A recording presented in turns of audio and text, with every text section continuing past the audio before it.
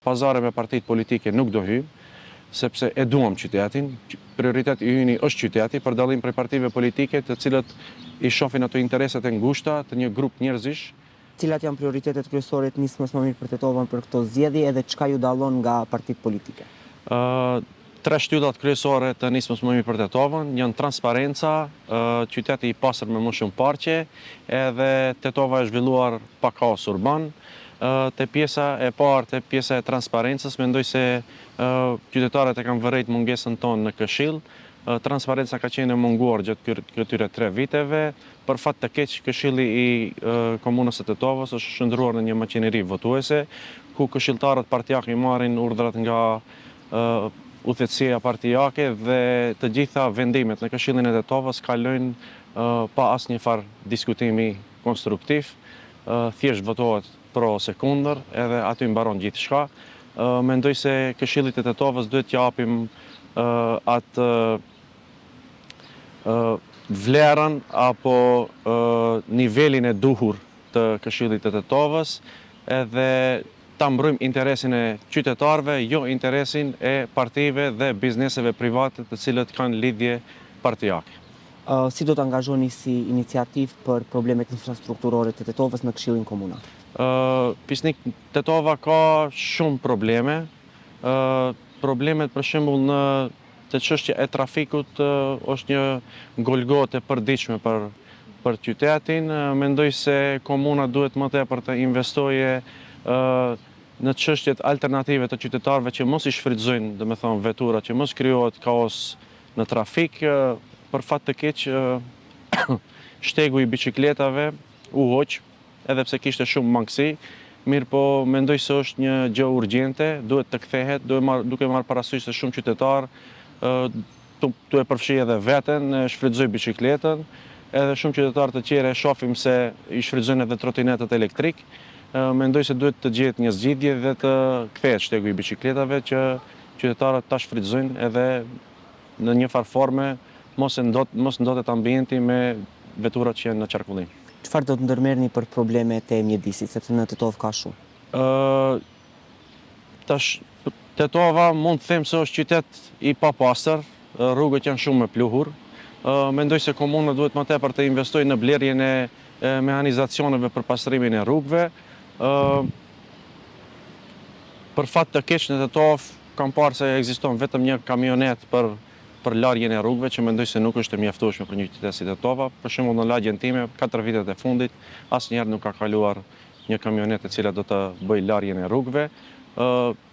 Nuk mund të themi se komuna e Tetovës nuk ka para të mjaftueshme, pasi e kemi parë se nga buxheti i komunës janë paguar militant partijak, brenda 4 viteve janë shpenzuar diku 2 milion euro për honorare, shumë e cila nëse do ishte shfrytzuar për gjëra si që është pastërtia e qytetit, mendoj se do ishim në një nivel më të kënaqshëm.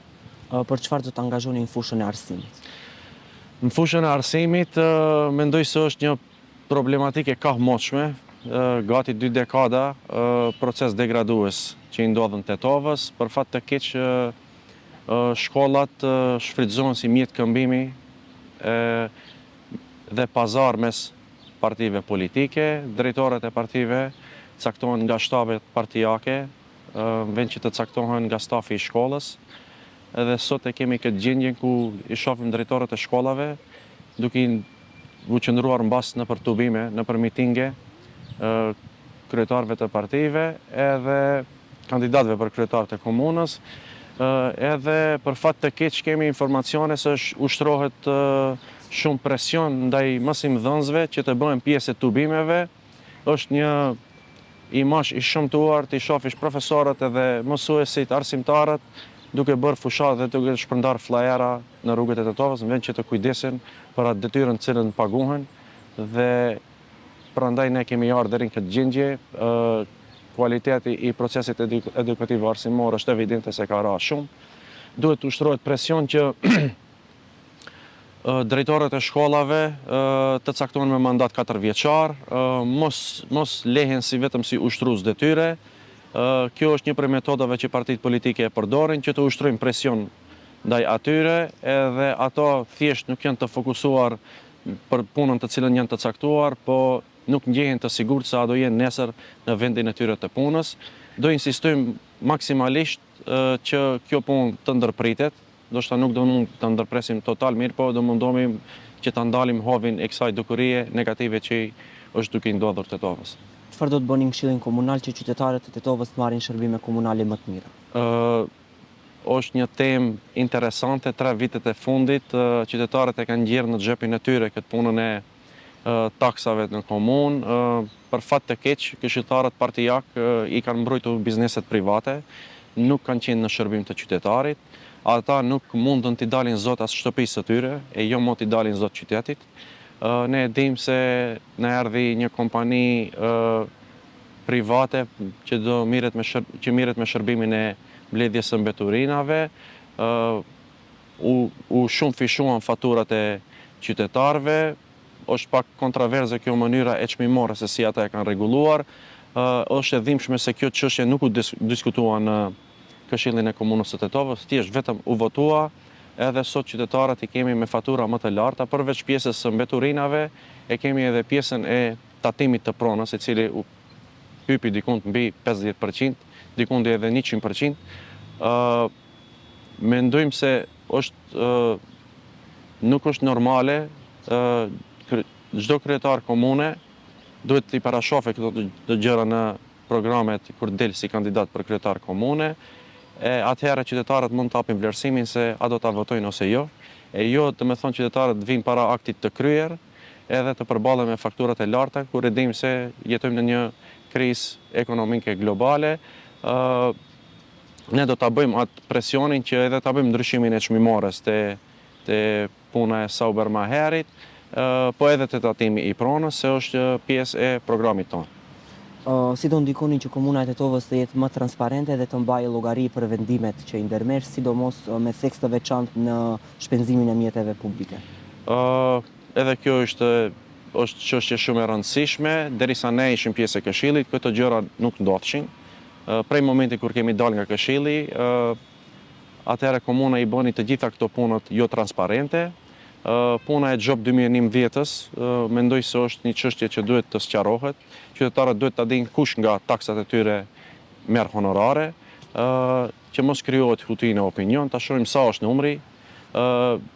Çdo kryetar komune kur kandidon, çdo herë kundër kandidatin e ka akuzuar për këto gjëra, mirë për fat të keq, kur janë bërë pjesë e udhëheqësisë komunale, të njëjtat gjëra kanë vazhduar në komunë.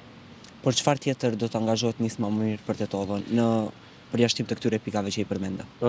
Fisnik ne do angazhohemi fillimisht ta mbrojmë qytetin, nga shumë dukuri negative. Një prej dukurive negative që kanë ndodhur kanë qenë privatizimi i ndërmarrjeve publike. Mendojmë se është një e keqe që i kanë ndodhur Tetovës. Për fat të keq partitë politike i kanë dëmtuar dhe i kanë keq menaxhuar ndërmarrjet publike. Kjo nuk është një arsyetim për t'i privatizuar ato. Edhe mendoj se është ikje nga përgjegjësia privatizimi i ndërmarrjeve publike. Çdo ndërmarrje publike nëse menaxhohet si duhet, ka mjete të mjaftueshme për të funksionuar dhe do të ketë likuiditet. Te ndërmarrja e ndriçimit publik, për shembull, është shumë e thjeshtë ajo pjesa, se me matematik mund dale se sa është i dëmtuar buxheti i komunës. Nëse ato pare për 15 vite do hyshin në buxhet të komunës, ne mund t'i shfrytëzonin për shumë gjëra të mira dhe benefit për qytetin. Qytetarët duhet ta dinë se ne do ta mbrojmë interesin e qytetit, në pazare me partitë politike nuk do hyjmë, sepse e duam qytetin. Prioriteti yni është qyteti, për dallim prej partive politike të cilët i shohin ato interesat e ngushta të një grup njerëzish dhe e kanë qytetin, mund të them, në vend të tretë ose në vend të katërt. Do mundohemi të ushtrojmë presion që këto gjëra të ndalohen edhe të japim qytetit atë vlerësimin e duhur edhe mundin që na takon, sepse Tetovës i kemi borxh.